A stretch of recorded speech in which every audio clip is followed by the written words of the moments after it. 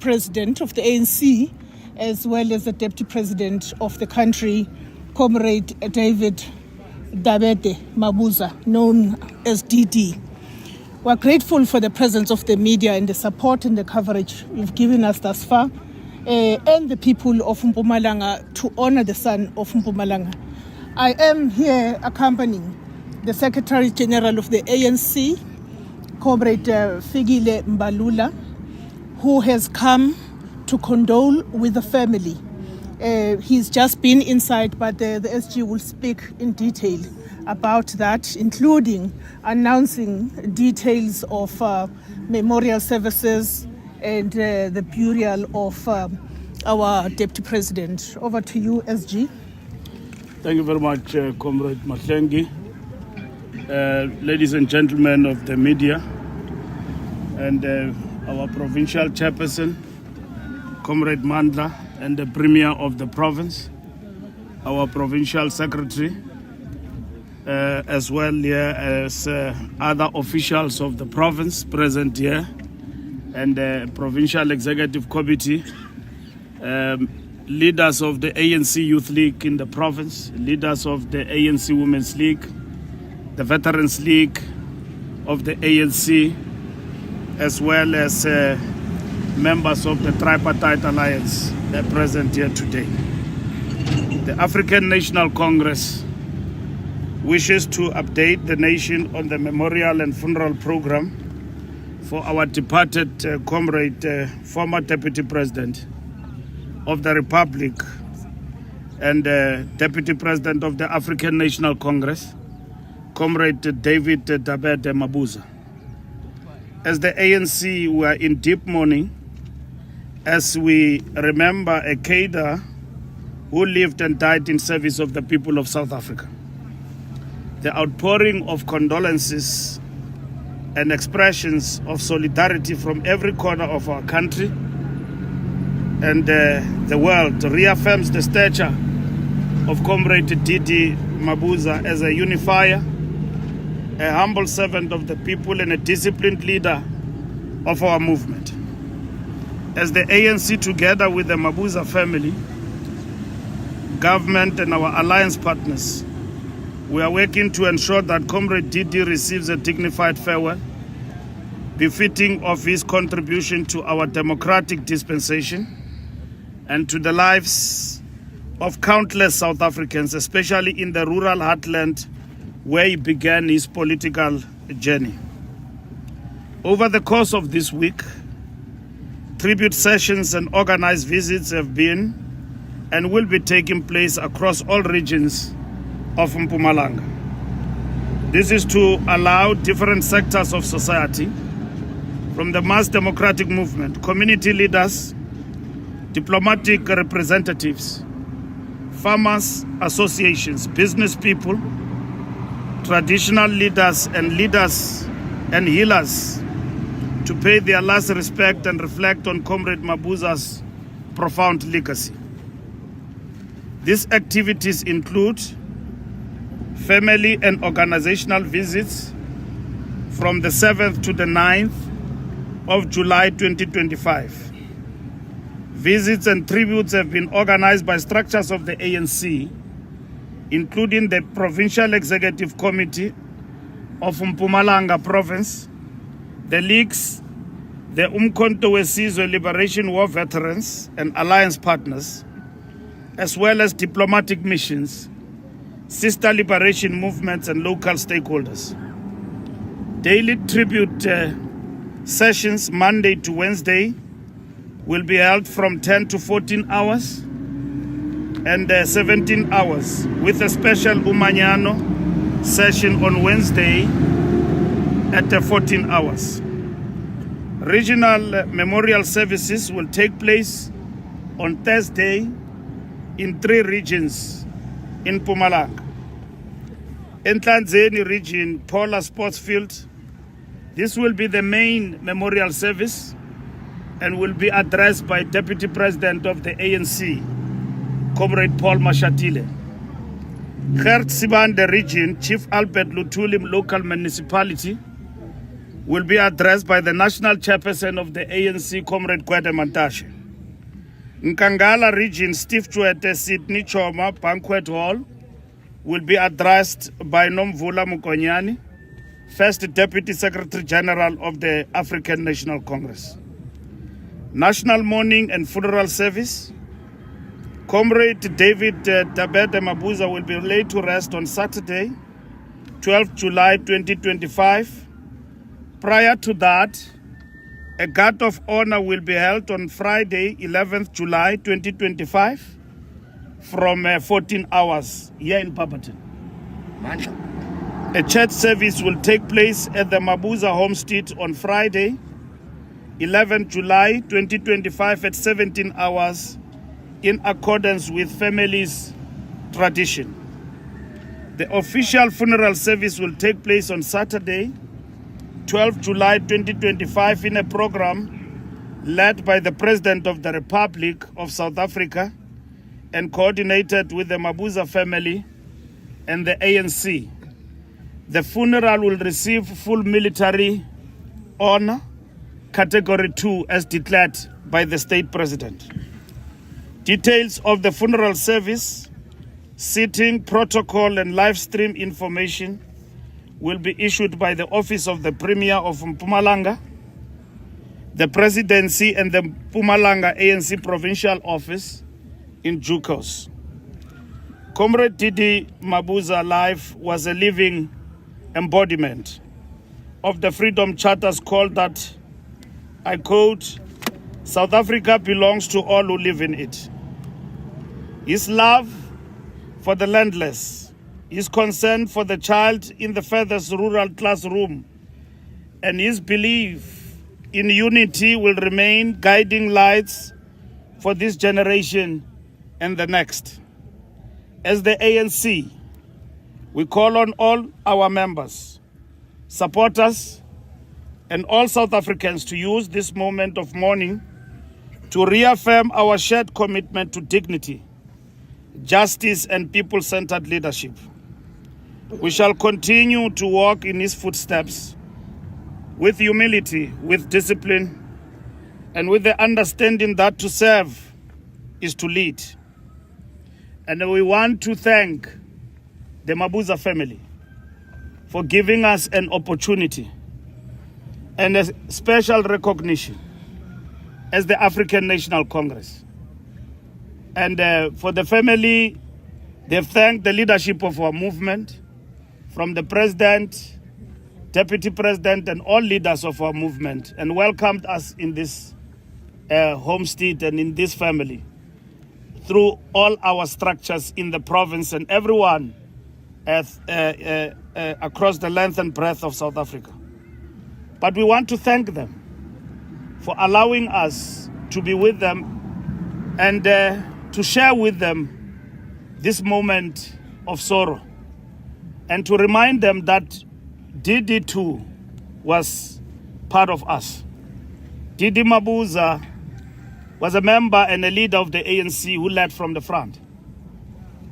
Whenever the movement needed him, he was there, in good and bad times.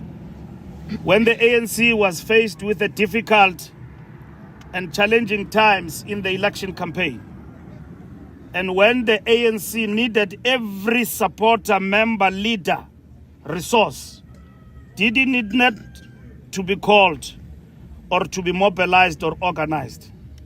He just walked out of this place and went across the length and breadth of South Africa and campaigned for the African National Congress. Every resource he had, he shared with our movement. He will be sorely missed. We too have lost an uncle, a father, a comrade. He was everything to us. DD shared everything with the African National Congress. And we know that today we are poorer without him.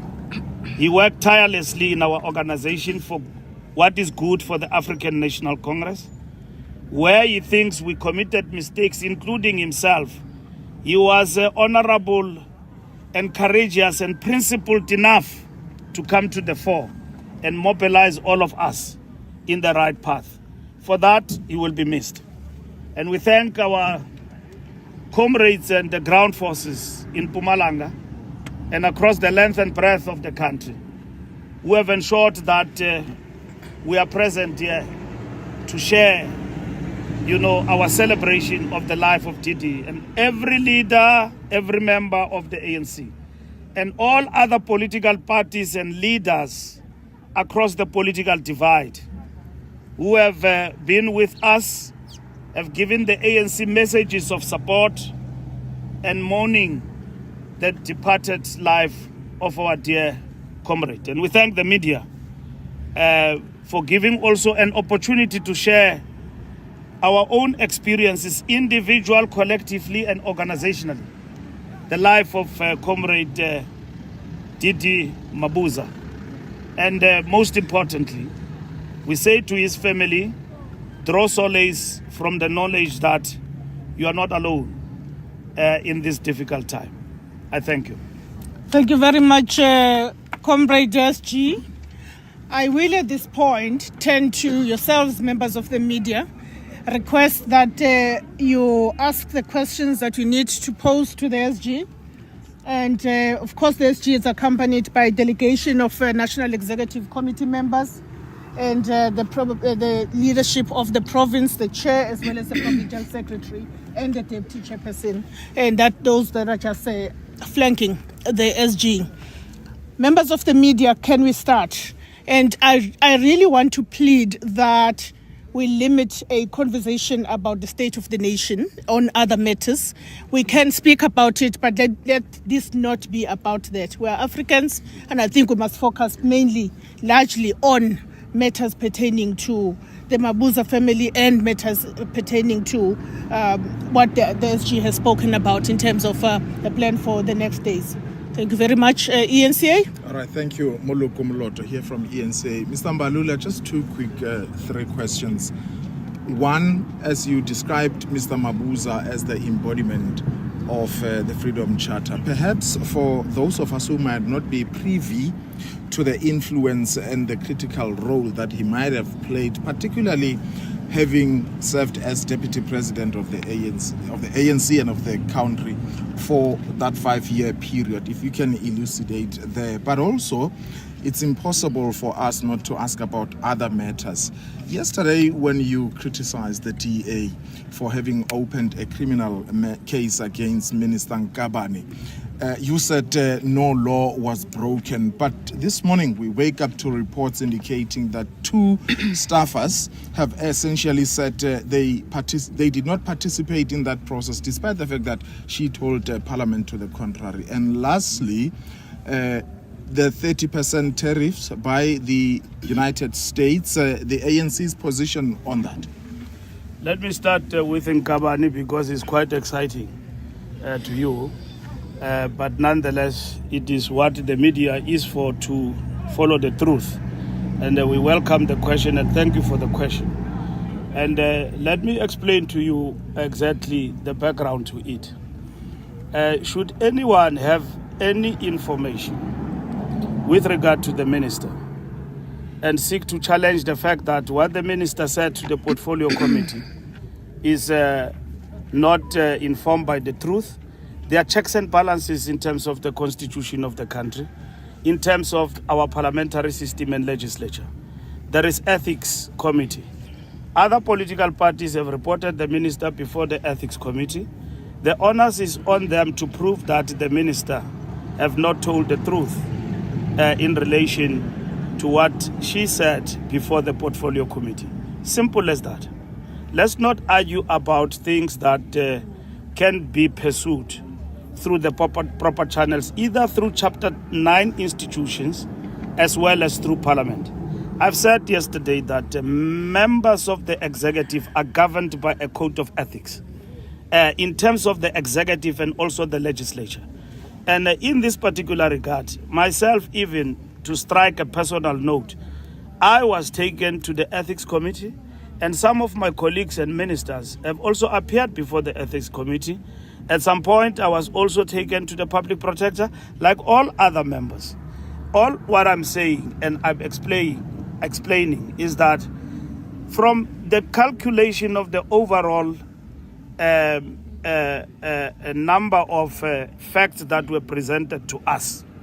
The minister did not tell a lie to Parliament, and that is what we have actually explained. Secondly, I said, did she err in terms of some of the things that have happened? We said yes, she did.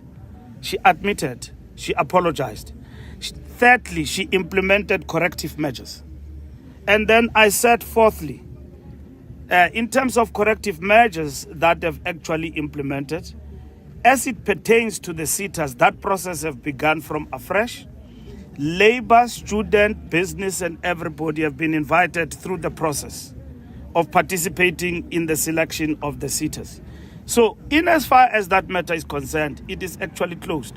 Should anyone want to charge the minister and say that she did not tell the truth, let's not argue about it. The minister herself will speak for herself, and present the facts before the ethics committee. It is allowed. It's a parliamentary process, and that is what is actually going to happen in this particular regard. Your questions are three. Donald Trump, I'm sure by now, like I said yesterday, there is another tweet. So exactly by the time we're there was a question of tariffs, which have said that there will be tariff increase in terms of goods export to the United States by the President of the United States. DTI and government will engage with the United States with regard to those matters. Obviously, that will affect and will have an adverse effect in terms of our export trade arrangement with the United States of America. So government must engage with the United States of America in this particular regard. More than any other thing, this seems to be retribution on the basis of belonging to other nations in terms of regional blocs. You are being punished for that. It's not only unfair, but at the same time, it is an injustice, all in all. And in this particular regard, our government must stand and actually engage with the United States of America in this particular instance. And then the third question was really about the impact of his leadership for the 5 years that he had been in the second most powerful position, if you like. Comrade DD was given tasks in government that include one, service delivery by the president. That include also intervening in terms of issues of land, and he has actually addressed and championed that particular cause to the best of ability. He was the chair of SANAC. You know what has happened in the tenor of this period in relation to our attitude and a whole lot of issues in terms of policy and the intervention government has made in terms of HIV plan and strategy as a government, which have been revamped and all of that. And the results are there for everyone to see. And then he has actually led this. But over and above that, he was given a responsibility to lead the task of looking after the welfare of our veterans, a task that he enjoyed and he was championing it quite successfully, but it's not complete. And it is then upon this administration to ensure that our military veterans and all the things that affect them in terms of their welfare are properly addressed. Thank you very much. Newsroom. Thank you very much. Zianda Ngobo from Newsroom Africa.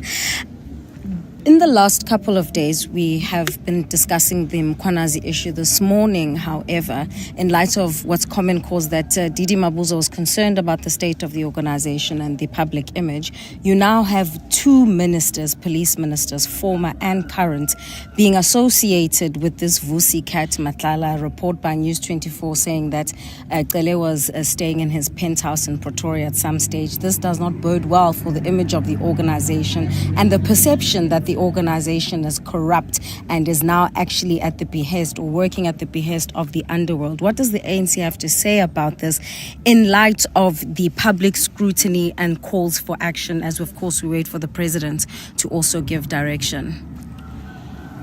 You will have seen in the past 24 hours since the report was published, there's been dossiers and counter dossiers. the government and the public discourse cannot be defined by dossiers. We will look at what government will do with what Mkhwanazi have presented to the country, which is not a dossier, which he has actually went blow by blow about what he was actually dealing with, which calls for action in that regard.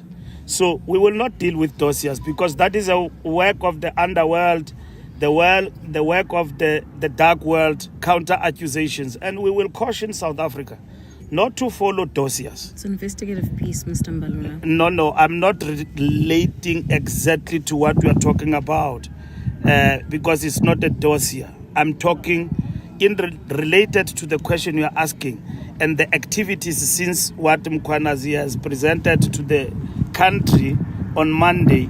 It has now been accompanied by dossiers and counter dossiers. It's not coming from you. In relation to what you are asking, we have made our point clear yesterday. We still stand by it as the African National Congress. And we are happy that the president have reacted to the developments in the country in the manner in which he did and committed to dealing with the issues. And because they are serious, they are very important, they are grave concerns that we must deal with as a nation. The believability of the state and government in dealing with matters of great concern will be tested in our attitude in relation to how we deal with those particular matters. So in this instance, as the ANC, we have deferred, correctly so, to government led by the president to deal with these matters.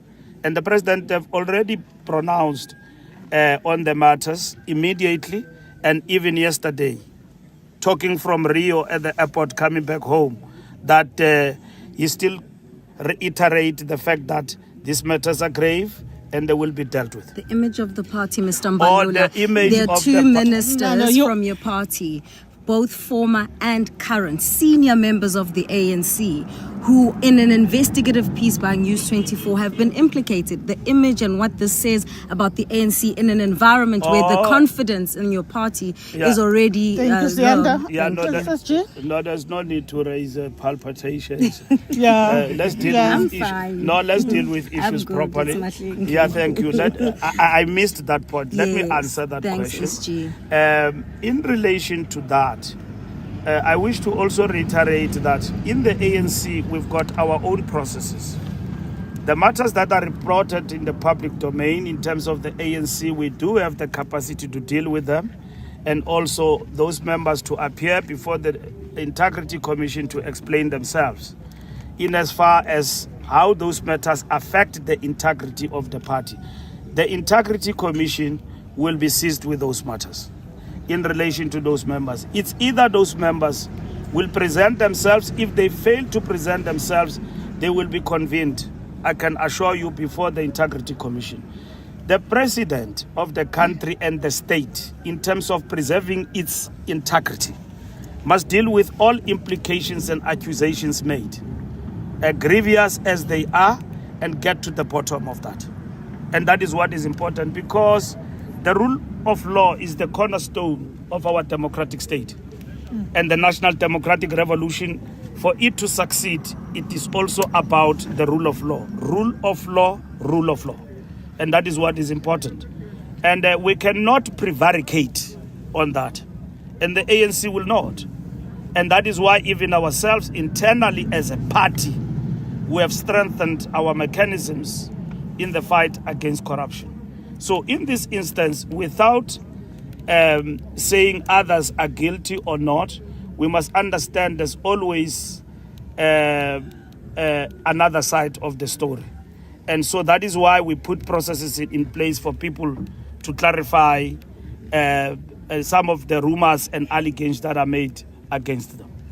The next, my brother. Thank you, SG. Tshwarelo Morakane, Sunday World. I've heard many times that the ANC defines Mabuza as a disciplined leader, and he was a good member in standing, which I totally agree with from how I knew him as well as a reporter. The question is, before he passed away, he was no longer a leader at that top level of the ANC and in government, but you guys relied on him for wisdom. Was he able to share with you his sentiments on the government of national unity, especially given that some members of that GNU have been behaving in a way that is not favorable to the ANC? The strategic and tactical maneuver of the ANC on the GNU have also received mixed views in the party and also outside, particularly within the democratic fold. So in this particular instance, DD was a very disciplined member of the ANC. So he knew where to express his view, and at the same time, he understood the moment that the movement is at and the difficulties we are faced with. And he has not at any given point in time went outside and then used the fact that he was now outside and he can speak independently and, positioned himself as an independent analyst of sort. He recognized the unwritten laws of the ANC that you respect the leadership that is there and you take command and leadership. You respect democratic centralism. Mabuza respected these principles and embraced them. Mabuza was not a wayward anarchist who was all over social media platforms and WhatsApp groups, spending sleepless nights, undermining the cohesion of the movement. He was very organized. He was very critical of ill discipline. He was also critical about some of the positions the movement will take, but he had an approach because he recognized the fact that he was a former leader of the ANC and he contributed to the unity of the ANC. He contributed to the victory of the African National Congress. And should he have actually gone out and criticized at a personal note, striking a personal note, I would have respected it, because Mabuza took it upon himself to contribute to the victory of the ANC. And that is what he did as a disciplined member of the African National Congress. But I'm talking internally, as he's expressed his sentiments to the leadership of the ANC, not necessarily speaking outside, being on Twitter and everything, just to the leadership of the ANC, that these are my views privately about the GNU, especially with the people that you are in the GNU. I am saying to you, Mabuza respected privately and otherwise democratic centralism of the ANC. And democratic centralism embraces dissent.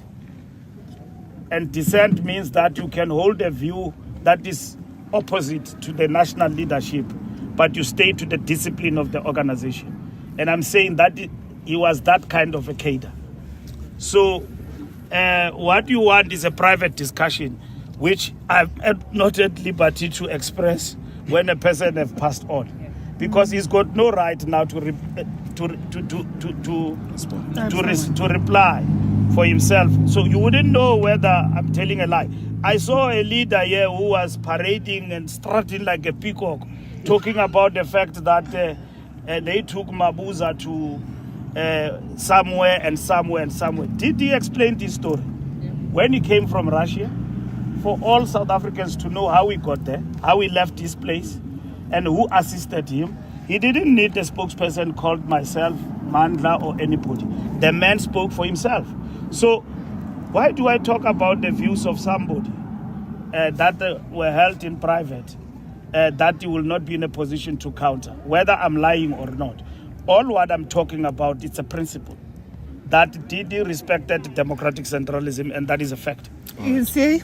A quick and final one from my side, Mr. Mbalula. Given the gravity and the seriousness of the allegations against Police Minister Mkhwanazi, why is it difficult for the ANC to say, step aside, resign from your position as police minister, and once you are cleared, we will see where we redeploy you, given the fact that South Africans are looking at him as a minister who is possibly in the pockets of criminals? The reports about the minister and what was said about him happened on Monday. And the ANC have not met to reflect on those reports. The president was out of the country in BRICS. Today is Tuesday. First step, the ANC said these matters deferring to government, they must be investigated, they are serious. That's what the ANC said. The ANC never questioned the bona fides of the general, or neither questioned what he actually presented to the public. Secondly, government reacted to that through the president that we will attend to these matters. They are grievous, they are serious, they must be attended to. The ANC, in terms of itself as an organization, will reflect on these matters whenever it meets next week on Monday. But over and above that, we don't have to wait for next week Monday. The ANC have got its own processes that should a member of the organization be placated with such accusations and all of that, that member is presented with an opportunity to appear before its integrity and clarify themselves. So there is no unilateral decisions that is taken simply based on rumors and allegations about a member. They too are given a right to respond. But should the ANC arrive at a decision in whatever way, based on the reports of the Integrity Commission, the NEC will pronounce on those, and then those decisions will be pronounced. So all these rumors and allegations made, those members will present themselves to the Organizational Party Integrity Commission. And that is what has actually happened. So be reminded all the time that whenever or anyone is accused now and even in future, this is what happens in the ANC. It doesn't have to wait for a disciplinary process. Should anyone be arrested in between meetings and all of that, and even between the processes of that is provided by the ANC rules that a member must then step aside.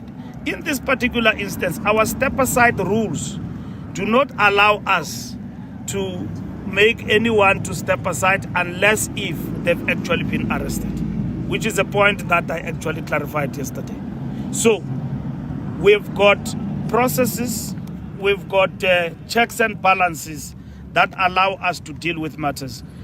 I have said, and we still repeat now, nothing will be fudged in this regard, and matters must be dealt with, and the state and government must lead in this regard and deal with the allegations as they were presented the other day. I'm going to ask you to reflect on another fallen hero, Veli Mahlangu. The ANC also wishes to express its heartfelt condolences to Veli Mahlangu's family. As we bid farewell to Comrade DD, yet another luminary in the province of Mpumalanga and the country, Veli Mahlangu, have passed on. These are the foremost important people in our country and patriots who serviced our communities through football and black business in our country. And they were very loyal to our country and also visibly clear in terms of the fight against apartheid. And we say, may his soul rest in peace. Condolences to the family and the loved ones. Thank you very much.